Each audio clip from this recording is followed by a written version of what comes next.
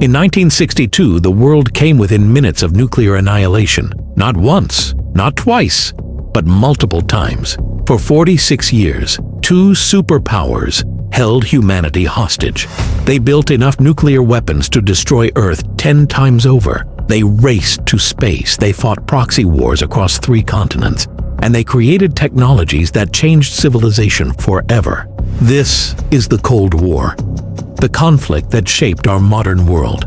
From the atomic bomb that started it all, to the internet that emerged from its ashes, this is what really happened. The atomic bomb. How it all began. August 1939. Albert Einstein writes a letter to President Roosevelt, warning that Nazi Germany might be building an atomic bomb. America's response? The Manhattan Project. This wasn't just another military program. The Manhattan Project cost $2 billion in 1940s money. That's equivalent to $23 billion today. It employed 130,000 people across secret facilities in 3 states. Los Alamos, New Mexico, became ground zero for development, led by physicist J. Robert Oppenheimer. And it took less than 3 years from start to first successful test. July 16, 1945. New Mexico desert. The first atomic bomb detonates. Oppenheimer watches the explosion and quotes Hindu scripture. Now I am become death, the destroyer of worlds. 3 weeks later, August 6, 1945, America drops the atomic bomb on Hiroshima, Japan. 70,000 people killed instantly. The city center completely vaporized. Temperatures reached 7,000 degrees Fahrenheit. 3 days later, a second bomb dropped on Nagasaki. 40,000 more killed instantly. Japan surrenders August 15, 1945. But here's what changed everything. The Soviets were watching. August 29, 1949. Just 4 years later, the Soviet Union detonates their first atomic bomb. America's nuclear monopoly lasted exactly 4 years. Now both superpowers had the ultimate weapon. The Cold War had begun. The Iron Curtain falls. February 1945. 3 leaders meet at Yalta to divide post-war Europe. Roosevelt, Churchill, and Stalin. They decided the Soviet Union gets control of Eastern Europe as a buffer zone. Germany would be divided into 4 occupation zones. There were promises of free elections in liberated countries, and the United Nations was created to prevent future wars. But Stalin had different plans. Between 1945 and 1948, Poland, Hungary, Romania, Bulgaria, and Czechoslovakia all became Soviet satellites. Communist governments were installed by force. Democratic opposition was crushed. Elections were rigged or canceled. 100 million people trapped behind what Churchill called the Iron Curtain. June 1948. Stalin blockades West Berlin, cutting off 2.5 million people from food, fuel, and supplies. His goal? Starve the city into Soviet control. America's response was the Berlin airlift. The operation lasted 11 months. Planes landed every 30 seconds at peak. They delivered 2.3 million tons of supplies over 278,000 flights. It cost $224 million. May 12, 1949. Stalin lifts the blockade. The message was clear.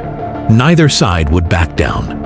And both were willing to risk everything. Cuban Missile Crisis 13 days from Armageddon. October 16, 1962. A U-2 spy plane photographs Soviet nuclear missiles being installed in Cuba, just 90 miles from Florida. Day 1. Kennedy receives the U-2 photos and forms a secret crisis team. Day 3. The missiles are confirmed operational. They can hit Washington, D.C. in 5 minutes. Day 7. Kennedy announces a naval blockade on national television. Day 10. Soviet ships approach the U.S. blockade line. Day 12. Khrushchev offers a deal. Remove the missiles if the U.S. removes missiles from Turkey. Day 13. Agreement reached. Crisis ends. But there was another crisis happening simultaneously that the world didn't know about for 40 years. October 27, 1962. Soviet submarine B-59 is trapped by U.S. Navy destroyers dropping depth charges. Inside the submarine, There's no contact with Moscow for days. Batteries are dying. Air is running out. The temperature inside is 113 degrees Fahrenheit. The crew thinks World War III has started, and the submarine is armed with a nuclear torpedo. Soviet protocol required unanimous agreement from 3 officers to launch nuclear weapons. Captain Savitsky votes yes. Launch the torpedo. Political officer Maslenikov votes yes. Launch the torpedo. Second Captain Vasily Arkhipov votes no. 1 vote, 1 man. 7 billion lives saved. Arkhipov convinced them to surface and await orders. The submarine surfaced. World War III was avoided. The world didn't learn about this moment until 2002, 40 years later. Proxy wars Korea-Vietnam, June 25, 1950. North Korea invades South Korea. The Cold War turns hot. The Korean War lasted 3 years. 36,000 Americans were killed. 2.5 million Korean civilians died. China sent 300,000 troops to support North Korea. The war ended in a stalemate at the 38th parallel. Korea remains divided today, 75 years later. Then came Vietnam. It started as a French colonial war in 1946. America entered in 1955 and escalated massively in 1965. By 1969, there were 543,000 U.S. troops deployed at peak. 58,000 Americans were killed over 20 years. More than 2 million Vietnamese civilians died. It was the first war America lost. Saigon fell April 30th, 1975. These weren't just regional conflicts. They were battlegrounds where superpowers fought without directly confronting each other, because direct confrontation meant nuclear war. The space race battle for the heavens. October 4th, 1957. The Soviet Union launches Sputnik, the first artificial satellite. America wakes up to Soviet technology orbiting overhead. The panic is immediate. 1957, Sputnik 1. First satellite. 1957, Sputnik 2. First animal in space, a dog named Laika. 1961, Yuri Gagarin becomes the first human in space. 1963, Valentina Tereshkova becomes the first woman in space. 1965, Alexei Leonov performs the first spacewalk. America was losing. Kennedy responds with the boldest promise in history. July the 20th, 1969. Neil Armstrong steps onto the moon. The 8-day mission traveled 240,000 miles. 400,000 people worked on the Apollo program.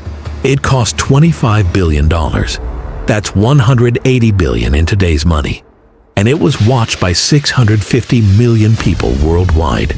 Worse, that's one small step for man, one giant leap for mankind. But here's what most people don't realize. The space race wasn't about exploration. Every rocket that could launch a satellite could launch a nuclear warhead. Space technology equals missile technology. The moon landing proved America could hit any target on Earth. The space race was the arms race in disguise. ARPANET. How the Cold War created the internet. The Cuban Missile Crisis exposes a terrifying vulnerability. If Soviet nukes destroy Washington, D.C., America's entire military command structure collapses. All communication goes through centralized hubs. One strike, total blackout. The Pentagon's solution? Create a communication network with no central point. If one part is destroyed, messages automatically reroute. A decentralized system that can survive nuclear war. The project was given to ARPA, the Advanced Research Projects Agency. 1966. ARPA begins designing the network. 1969. The first 4 computers are connected. UCLA, Stanford, UC Santa Barbara, and the University of Utah. 1971. 15 nodes connected. 1973. First international connections to the UK and Norway. October 29, 1969. UCLA sends the first message to Stanford. Login. The system crashes after 2 letters. The first message ever sent was just LO. But what started as a military project to survive nuclear war became the Internet. 1983. ARPANET adopts TCP/IP protocol. The language of the internet, 1989. Tim Berners-Lee invents the World Wide Web, 1991. ARPANET is officially decommissioned. The internet takes over, 1995. The internet goes commercial. Public access explodes. Today, 5.3 billion people online. Every email you send, every video you watch, every search you make, all of it exists because two superpowers were preparing to destroy each other. The Cold War's most lasting legacy isn't weapons, it's connection. The man who saved the world. September 26, 1983. Soviet early warning systems detect 5 American nuclear missiles heading toward Moscow. Lieutenant Colonel Stanislav Petrov is on duty at the Serpukhov 15 bunker. Alarms are screaming. Screens are showing incoming missiles. Protocol says immediately report the attack to Soviet leadership. Soviet leadership would launch a full counterstrike within minutes. Petrov has less than 5 minutes to decide. If he reports the attack, World War III begins. If he's wrong and doesn't report it, the Soviet Union gets destroyed. Petrov makes a decision. He declares it a false alarm. He has no proof, just a gut feeling. The system says 5 missiles are incoming. But Petrov thinks, if America launches a first strike, why only 5 missiles? They'd launch hundreds. He waits. Minutes pass, no explosions, no mushroom clouds. It was a false alarm, a computer glitch caused by sunlight reflecting off clouds. Petrov was right, but he broke protocol. The Soviet military reprimanded him. He was quietly forced into early retirement. The world didn't learn about Stanislav Petrov until 1998, 15 years later. One man, one decision, billions of lives saved. The arms race. Able Archer 83. By the 1980s, both superpowers had enough nuclear weapons to destroy civilization multiple times over. The United States had 23,000 nuclear warheads. The Soviet Union had 39,000 nuclear warheads. The doctrine was called MAD, mutually assured destruction. If one side launches, both sides die. The entire planet dies. November 1983. NATO conducts a military exercise called Able Archer 83. It simulates the transition from conventional war to nuclear war. But the Soviets don't know it's an exercise. Soviet intelligence reports that NATO might be preparing a real first strike. Soviet nuclear forces go on high alert. Bombers are fueled and ready. Missiles are armed. For 9 days, the world teeters on the edge.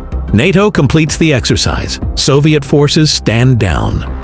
Years later, declassified documents revealed how close it came. Soviet leadership seriously considered launching a preemptive strike. The Cold War almost ended in nuclear holocaust over a training exercise. Berlin Wall. Soviet collapse. June 12, 1987. President Ronald Reagan stands at the Brandenburg Gate in West Berlin. He delivers one of the most famous speeches in history. Mr. Gorbachev, tear down this wall. 2 years later, November 9, 1989, the Berlin Wall falls. East Germans flood through checkpoints. People are dancing on top of the wall. Sledgehammers smash through concrete. Families separated for 28 years are reunited. The symbol of the Cold War, destroyed by the people it imprisoned. December 26, 1991.